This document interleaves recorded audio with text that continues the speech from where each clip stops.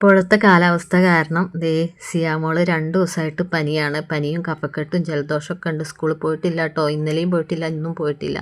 സൈബാക്കും അതുപോലെ ഇന്ന് രാവിലെ എഴുന്നേറ്റപ്പോൾ ചെറിയ ചൂട്. അപ്പം ഞാൻ വിചാരിച്ചു ഇനി വെച്ചുകൊണ്ടിരിക്കേണ്ട, കൊണ്ടുപോകാമെന്ന് വിചാരിച്ചിട്ട് ഹോസ്പിറ്റലിൽ പോവുക. അപ്പം ഞാൻ വീട്ടിലൊന്നും ഉണ്ടാക്കിയിട്ടില്ല, അവർക്കൊന്നും വേണ്ടാന്ന് പറഞ്ഞു. എന്നാലും ഞാൻ ബിച്ചേട്ടൻ്റെ കടയിൽ നിന്ന് 3 പപ്സ് എനിക്കും മക്കൾക്കും പിന്നെ ചായയും മേടിച്ച് കൊടുത്തു കേട്ടോ.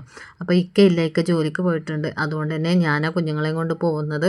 അപ്പോൾ ഞാൻ ഊബർ ബുക്ക് ചെയ്തു. ഒരു ചേച്ചിയാണ് കേട്ടോ ഊബർ വന്നപ്പം അതിലെ വണ്ടിയിലെ ഡ്രൈവറായിട്ട് നല്ലൊരു ചേച്ചിയായിരുന്നു.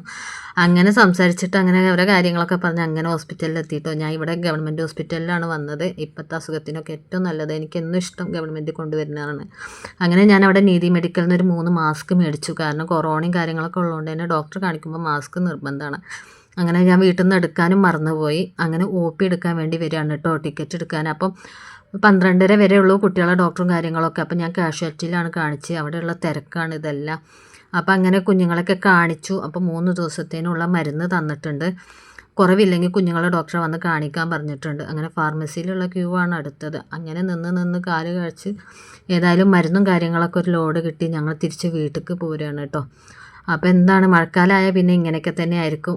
വേറെ വിശേഷങ്ങളൊന്നുമില്ല. ഇതൊക്കെ തന്നെയാണ് വിശേഷം. അങ്ങനെ ഞങ്ങൾ വീട്ടിലെത്തിയിട്ടോ. അപ്പോൾ അടുത്ത വീഡിയോയിൽ വീണ്ടും കാണാം. എല്ലാവർക്കും ബായ്.